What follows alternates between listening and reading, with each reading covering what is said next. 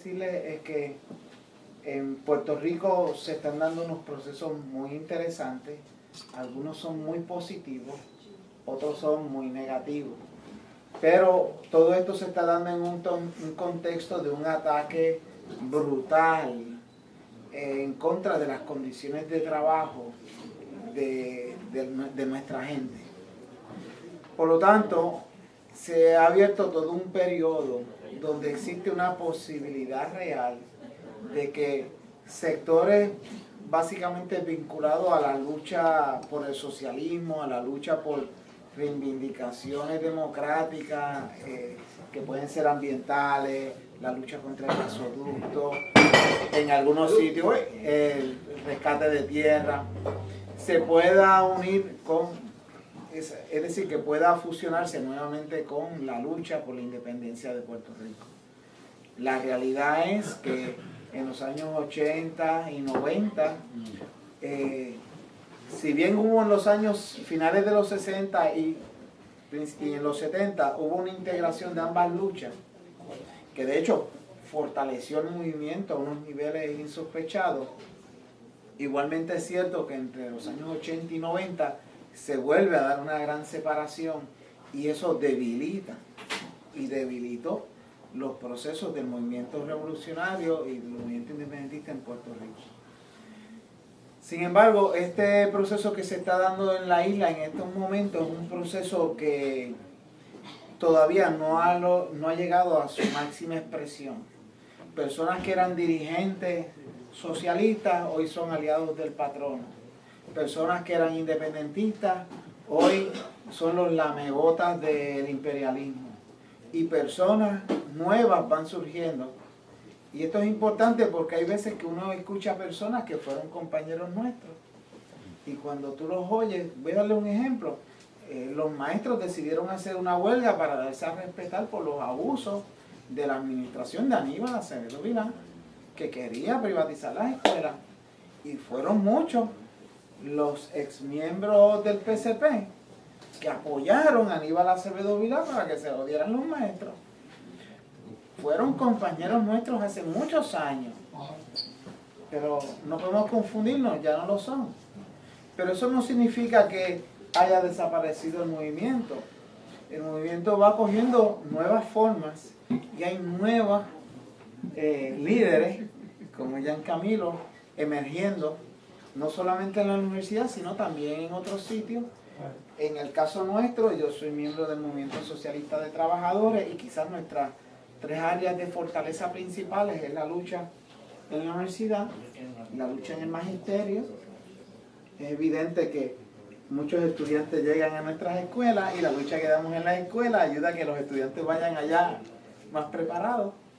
Y también la lucha que estamos dando en el área ambiental, particularmente contra el gasoducto y la organización de las comunidades del centro de la isla y de la costa norte. Nuestro trabajo es parte de un trabajo más amplio porque hay otros sectores haciéndolo, pero quiero indicarle que en Puerto Rico está habiendo una reestructuración de lo que es la izquierda y de lo que es el movimiento independentista.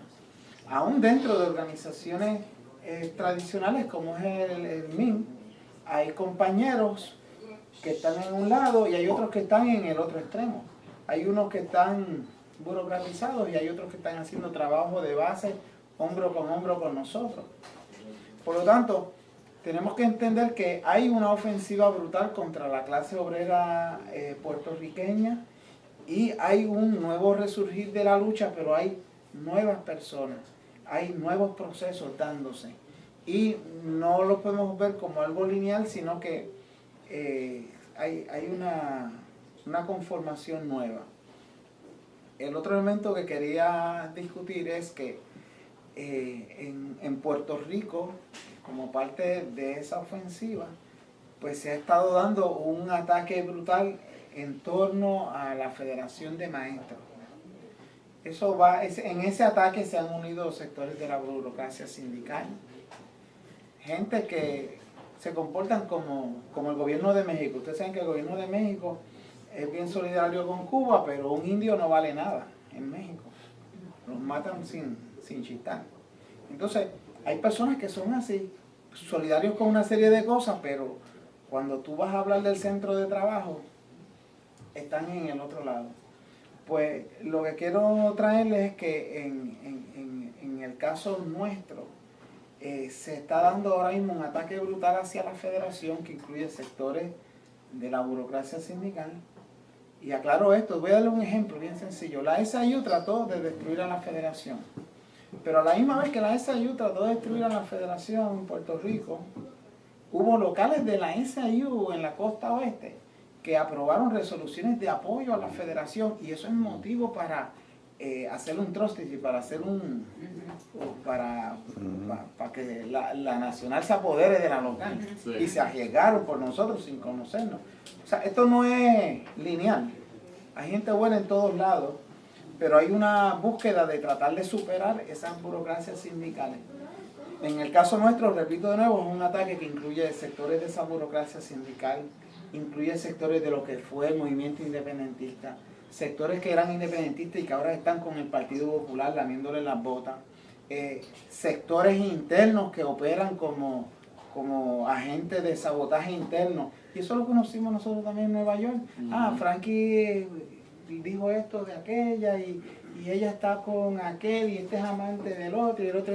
¿Y quién lo dijo? Yo no sé quién lo dijo, pero lo dicen. Y cuando tú vienes a ver, te ponen a pelear a la gente a base de chismes y cosas. Y miren, eso es destructivo, eso hace un daño grande en liga y bien difícil de manejar, porque va directamente a lo que es nuestra integridad. Pero por encima de todo eso, hay un resultado neto que es un movimiento magisterial que tiene un alto contenido político. Eso es sumamente peligroso para el sistema. Por eso en este momento se está dando una ofensiva, al igual que aquí, para privatizar, para imponer charter, para tratar de espacharrar al magisterio y que los maestros sean una tuerca en el mecanismo opresor de nuestro país. Eso que ocurre allí también ocurre acá. Tenemos un problema. Hemos derrotado varias veces ese esfuerzo de destruirle el magisterio en nuestras escuelas, y cada vez que ganamos ellos se mueven para acá se reorganizan y vuelven con más fuerza. Y como somos internacionalistas, sí, somos nacionalistas porque es nuestra nación, pero a la misma vez aquí hay una lucha y tenemos que unirnos como hermanos que somos. Pues estamos también trabajando acá para desarrollar un movimiento de resistencia en contra de todo esto. ¿Cuál es la idea que quiero transmitirles finalmente? Perdonando que son muchas cosas a la vez. Miren, en Puerto Rico, la batalla que se está dando en las escuelas, la batalla que se está dando en la universidad, realmente es una batalla central. En esa batalla está en juego uno de los principales mecanismos para reproducir la opresión en nuestro país, que es el sistema escolar. Si nosotros ganamos esa batalla, vamos a tener más maestros conscientes, más estudiantes conscientes, y a su vez las escuelas que están en todos los barrios, a las escuelas van todos los trabajadores, los hijos de todos los trabajadores, y se convierte en una red positiva de desarrollo de conciencia social. Si ganamos esa batalla, definitivamente estamos atacando uno de los elementos centrales del sistema de opresión en Puerto Rico, y va a ser un salto adelante en lo que es nuestra lucha de independencia y nuestra lucha revolucionaria. Pero si perdemos esa batalla, entonces la clase dominante va a tener el camino abierto para poder estructurar un sistema de opresión de corte fascista. Y eso que es cierto allá, es también cierto aquí. Ahora mismo aquí en Estados Unidos se está dando una guerra en las escuelas y ellos quieren privatizar. Está el elemento del dinero, de convertir la escuela en un negocio. Pero esa es la parte menos importante del asunto. Es que si ellos logran convertir a los maestros en una máquina de opresión y a su vez que transmitan esa subordinación, definitivamente van a tener un espacio muy grande disponible para fortalecer las medidas fascistas. El fracaso de fracaso de Obama como opción, miren, ha dejado un camino abierto para las tendencias fascistas aquí. Y si ese fracaso se le suma una derrota en las escuelas, el asunto es terrible. Y se lo digo sinceramente porque Obama ha estado impulsando la política de Rise to the Top. Y yo le voy a ser sincero, eso es peor que lo que Bush nos hizo a nosotros. Pues, y habrá quien lo apoye o no, pero para mí, desde el punto de vista de clase, como trabajadores, ha sido peor en el área educativa. Y los inmigrantes ni se digan. Pero esa es la paja en el ojo ajeno. Lo importante es que nosotros desarrollemos un poder nuestro, independiente, que sea capaz de motorizar un proceso de lucha. En este caso nosotros nos concentramos en las escuelas, en las universidades, pero es un trabajo que hacemos allá, lo compartimos acá.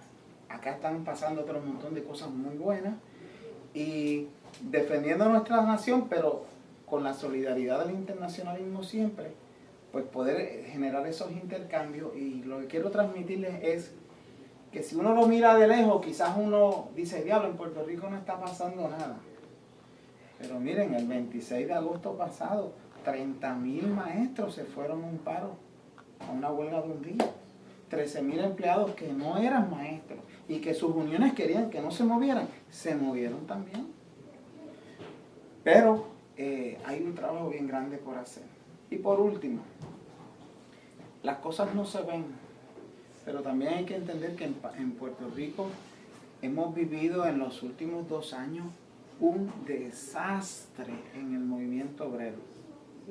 Ustedes saben que Fortuño lanzó la ley número 7, que es una ley fascista, que eliminó derechos constitucionales por 2 años y produjo el despido de 30,000 empleados públicos.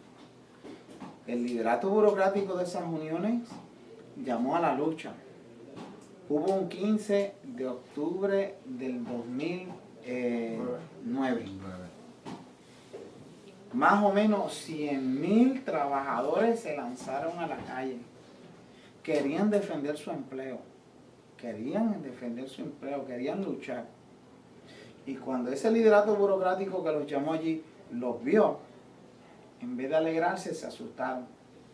Y no los volvieron a convocar para luchar. Y no organizaron la resistencia, porque sus cuotas estaban en peligro.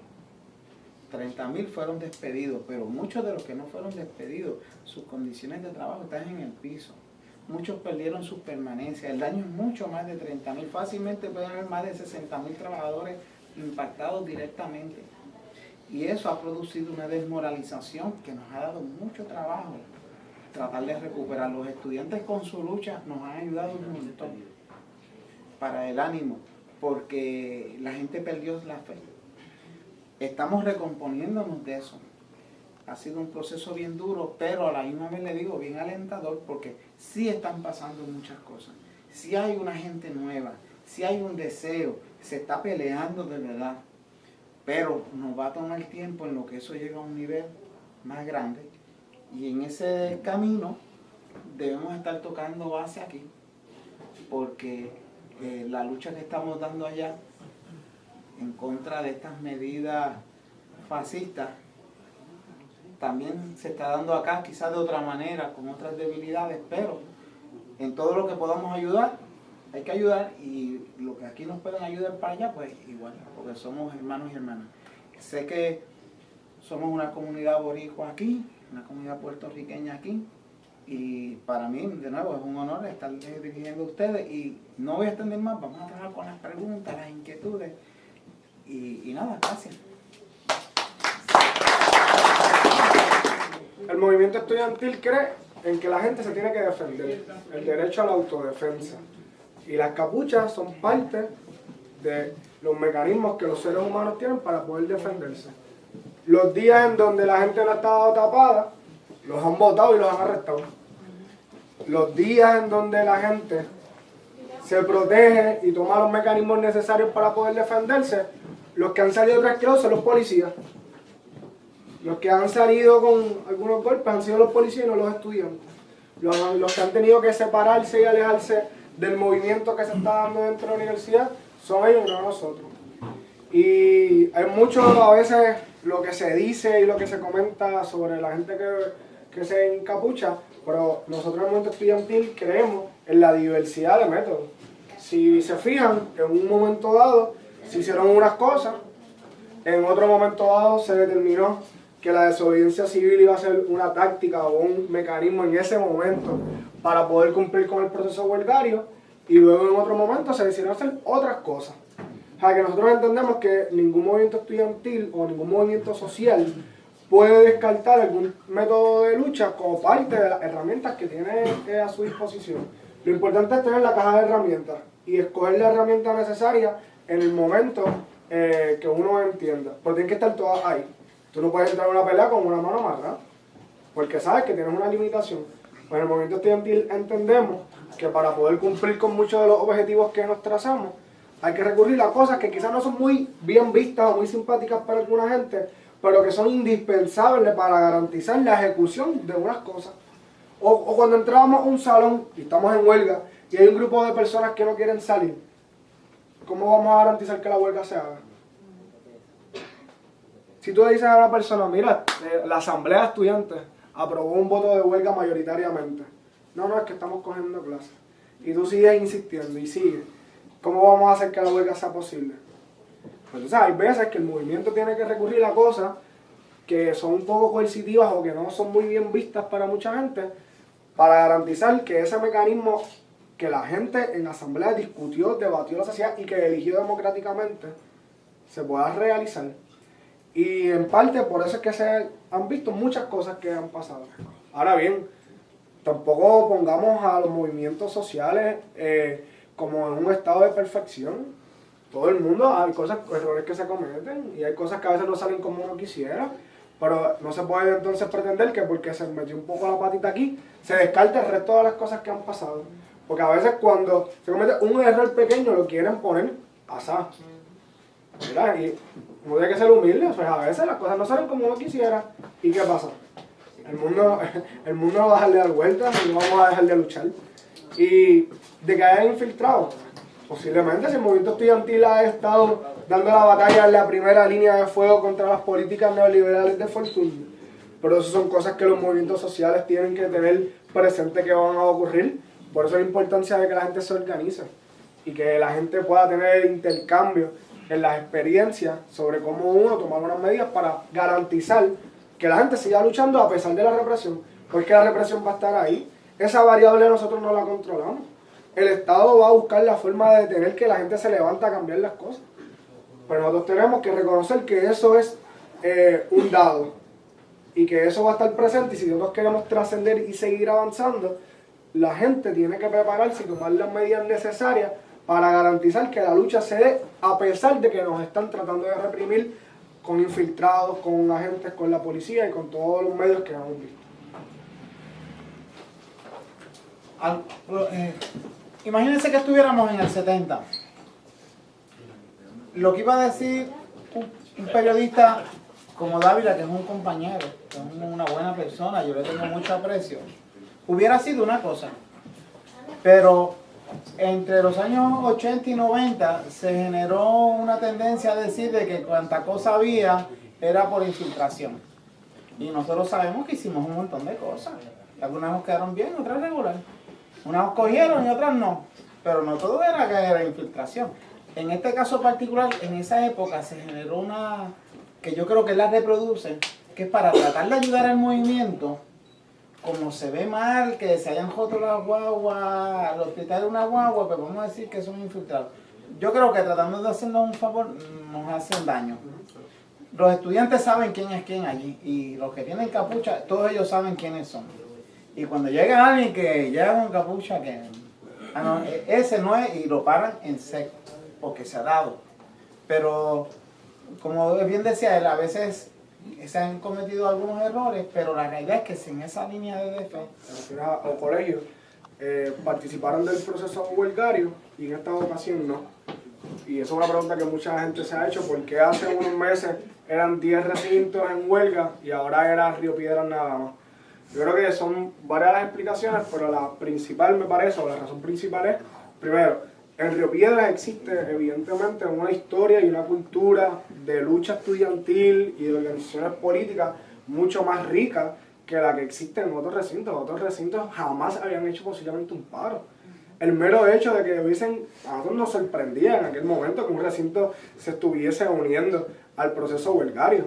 Y era maravilloso. De hecho, al principio nosotros nunca pensábamos que iba a adquirir aquella huelga las dimensiones que adquirió. Eso inicialmente éramos las organizaciones socialistas impulsando ese proceso, y no todas, y el movimiento estudiantil no estaba de acuerdo con la huelga. Esas eran sus posiciones públicas, incluso en la misma asamblea lo tuvimos que debatir. Claro, una vez la cosa empezó a correr y que la cosa estaba chévere, pues todo el mundo la apoyaba. Pues en aquel momento muchos recintos se unifican porque había en el país en general un malestar por lo que había sido las políticas del gobierno de Luis Fortuño. Y todo el mundo prácticamente tenía ansias de poder responder a lo que había sido el despido de los empleados públicos. Y a través del movimiento estudiantil y de muchos de sus estudiantes, que son hijos de muchos de los empleados públicos o familiares, o conocían gente que se había afectado por ellos mismos, es que habían unas condiciones subjetivas que son muy importantes, que propició o permitió que otros recintos se fueran a huelga.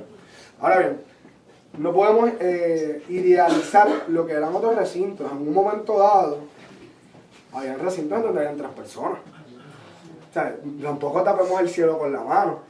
Y a veces venían compañeros que daban vueltas por los distintos recintos y decían, no, que todos los compañeros están fuertes y que siguen en pie de lucha y que su posición es seguir en huelga. ¿Cuántas personas? 2. Entonces iban a Río Piedras y daban unos informes que no eran veraces y que no eran ciertos. Entonces se proyectó que todos estos recintos tenían una fuerza que no necesariamente quizás tenían. Y el hecho, por ejemplo, de que hubiesen portones en algunos recintos y que el gobierno decidiera no meter la policía para romper la huelga, permitía que esos recintos siguieran cerrados.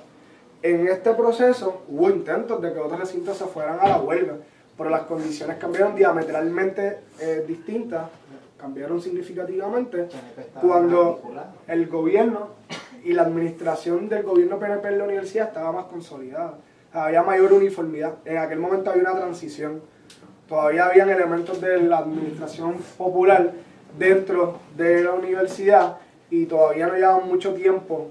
José Ramón de la Torre como presidente, no tenían un control absoluto de la administración en la Junta de Síndicos, que es la estructura que toma las decisiones de peso, y esa debilidad dentro de la administración pues nos permitió también alcanzar muchas de las cosas que alcanzamos, elemento que no estaba presente en el último proceso huelgario. En Carolina aprobaron un voto de huelga indefinido, pero en aquel momento no tuvieron la capacidad de poder organizar a la gente para poder hacerlo. Y hay una cuestión bien importante que tiene Río Piedras que menciona que no tiene otro recinto, y es la tradición de organizaciones políticas allí. O sea, hay una relación intrínseca en donde hay un cuadro político, el movimiento tiende a ser fuerte, porque es una persona que tiene unas experiencias y unas herramientas organizativas de comunicación, de entendimiento y dirección que le permite involucrarse con la gente y generar movimiento. De la misma forma que pasa en el movimiento obrero. Mientras haya una izquierda débil, no podemos pretender que haya un movimiento obrero fuerte. Y de la misma forma pasa con el movimiento estudiantil. Son los cuadros de izquierda los que inician muchos de estos movimientos. En Río Piedras, en un momento dado, éramos en la Facultad de Educación Giovanni Revuelto y yo. Empezamos nosotros 2. Claro, empezamos nosotros 2 a tirar para adelante y a organizar a la gente. Y después esto terminó formando algo más. Pero en un recinto en donde no haya una organización política que permita canalizar ese trabajo, las cosas no salen de la nada. O sea, las cosas no van a salir por bustión espontáneo. Y muchos compañeros, por más intenciones o ganas que tuviesen, la verdad que se tuvo unas limitaciones. Aún así, hubo otros recintos que paralizaron y que quizás no se conoció. Calley paralizó un día, Ponce paralizó un día. Hubo manifestaciones en todos los recintos, hubo marchas en todos los recintos. O sea, nadie en la universidad estaba a favor de la cuota de $800. Y por último, la campaña de miedo que el gobierno y la administración emitió. Por una parte, la famosa teoría del cierre de la universidad, que mucha gente se creyó que si nos íbamos a huelga, la administración y el gobierno iba a cerrar la Universidad de Puerto Rico. no se vayan a huelga porque es que eso es lo que el gobierno quiere. Si se van a huelga le hacen el favor y le hacen el juego al gobierno. ¿Qué disparate es ese? ¿Qué gobierno quiere que en una universidad haya huelga? Máximo un año antes de las elecciones. Si no quisieran huelga, ¿por qué meten la policía? Si ellos quisieran que en la universidad hubiese la paralización de las labores y de los trabajos, ¿por qué asignan tantos recursos para que intentar evitar que se dé el proceso de lucha? Y por otra parte, el cuco de la pérdida de la acreditación de la universidad. Eso caló bien fuerte en mucha gente. La administración fue bien hábil de repetir a la saciedad, o sea, obviamente el dominio que ellos tienen y el control de los medios, del profesorado. El profesorado en esto fue pieza clave para el gobierno y la administración de servir de emisario en un salón de clases todos los días a decirle a la gente no se vayan a la huelga, inculcándoles miedo. Y eso fue una de las cosas más difíciles que tuvimos que combatir y que superar. Porque la gente se creyó y todavía se lo creen. Después que nos fuimos a huelga, que si vamos a huelga perdemos la acreditación. Y que eso fue como si eso fuera una cuestión tan mecánica de que mañana te fuiste a huelga, mañana se perdió la acreditación. Y tuvimos que bregar con todo eso. Río Piedras fue el único que tuvo la capacidad de, a pesar de los pesares y de la situación de adversidad en que nos encontramos, seguir hacia adelante y motorizar el proceso de lucha. Pero como quiera, en otro recinto, sí hubo lucha, aunque no hubiese huelga indefinida. Sí, la segunda pregunta es para... Primero, de lo que estaba diciendo Gian Camilo, bien breve, en la primera huelga estaba el PNP entrando y había un ataque también hacia el movimiento obrero, hubo una reacción del movimiento independentista socialista, pero también hubo una reacción del Partido Popular Democrático. Porque yo tengo familias que son activistas populares y los llamaban para que fueran a las actividades. Pero el proceso cobra su vida propia y la gente empieza a aprender. Ya para el segundo proceso, el Partido Popular lo que está dando es direcciones de que no lucha, que la huelga no se debe dar, y particularmente Héctor Ferrer y otros sectores, no, aquí es todo para las elecciones. Y miren, cuando estén llegando las elecciones van a empezar a hablar de huelga general de nuevo, eso se los adelanto. Esto es importante porque estos son partidos de la burguesía y ellos tratan de cooptar el movimiento. Si no lo pueden cooptar, entonces tratan de frenarlo. Ellos han tenido la capacidad de seguir hacia adelante, pero en esta segunda etapa ha habido una consolidación del PNP, pero también el PPD operando como retranca, porque no quiere que la gente cobre conciencia y que se organice de verdad. Ahora, desde el punto de vista de la estrategia revolucionaria, la táctica para la revolución en Puerto Rico, nosotros tenemos unos delineamientos, pero como MST nos falta un montón. De hecho, próximamente tenemos una discusión precisamente sobre cómo articular eso, pero no es algo que tengamos solucionado, para serles sincero, todavía no estamos ahí. Además, eso es algo que se va a ir construyendo constantemente. Y último detalle, como muestra de que existen diferencias que podemos trabajarlas como hermanos y hermanas, es que, por ejemplo, en el caso del MST, nosotros no creemos en el centralismo democrático. Te voy a dar un ejemplo. El Comité Central se reunió, estas son cosas acá nuestras, el Comité Central se reunió para hablar sobre la primera huelga, que era acabando casi el semestre, que se iban a lanzar a la huelga. Y el Comité Central nuestro decidió, mire, en pocas palabras, no fue así.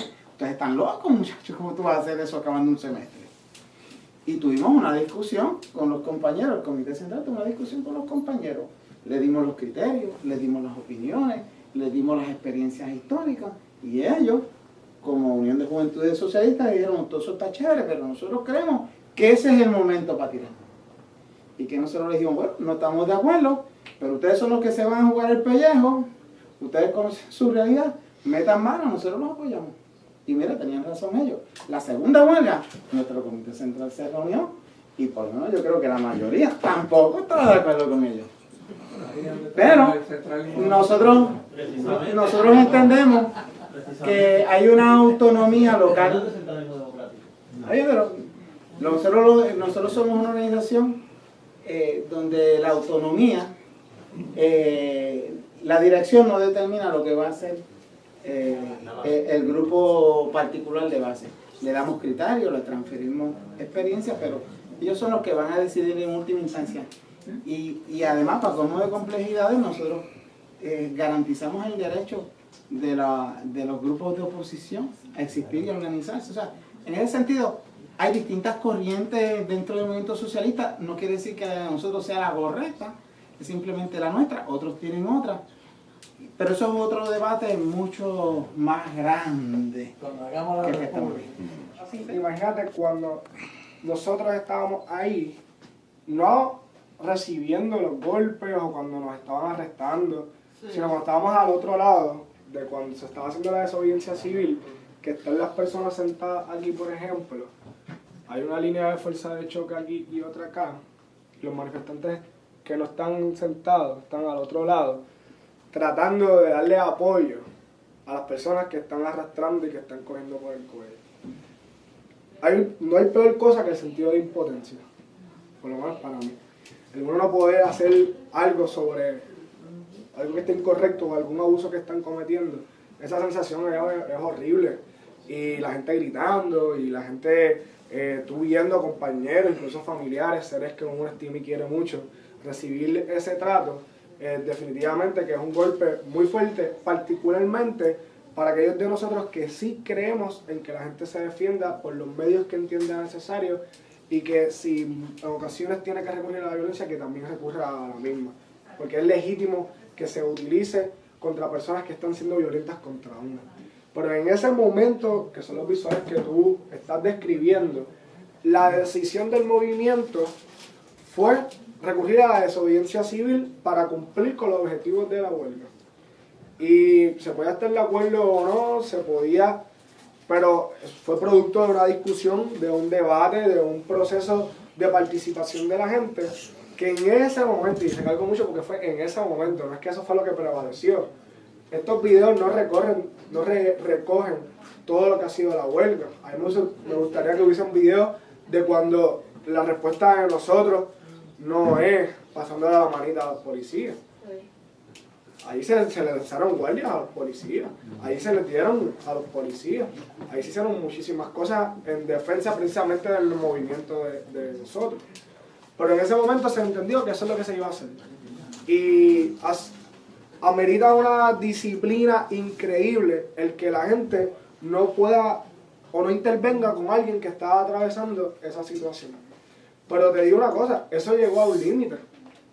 Luego de varios días de desobediencia civil, ya el trato y la tortura que se estaba recibiendo era tan fuerte que cuando se hizo frente al Capitolio, eso se rompió. Ahí ya no se pudo aguantar más, la gente se tuvo que levantar y eso fue a cocotear, a pelear con la policía. La policía por el otro lado lanzando bolas de goma y nosotros del lado de acá lanzándoles piedras. O sea que la gente misma, por la experiencia concreta que atravesó de recibir no un buen trato, sino violencia por parte de la policía, cambió su idea de lo que es el derecho de la gente a poder responder en esas instancias. Y gente que en un momento dado pensaba que la violencia es negativa, que eso no hace falta, que eso está mal, que son pacifistas, porque atravesaron por esa situación, cambiaron su punto de vista y su forma de ver las cosas, hasta el punto de que la gente recurrió a cosas que hace unas semanas no estaban dispuestos a hacer. Y yo insisto mucho en que las cosas hay que medirlas en el punto en donde estaban. Si la gente más o menos estaba aquí, no podemos pretender que de un día para otro estén al otro lado. La gente a veces tiene que ir pasando por unas cosas y los procesos de adquirir conciencia y de ir radicalizándose, a una la gente le toma más tiempo y a otra gente le toma menos tiempo. Pero la gente tiene que atravesar esa experiencia. Y yo creo que la desobediencia civil, a pesar de que es jodón porque que te estén arrastrando como si fuera una escoba por ahí y no puedas hacer nada, es bien fuerte, le permitió a mucha gente entender que teníamos que hacer otras cosas. Y la gente lo hizo cuando entendió necesario.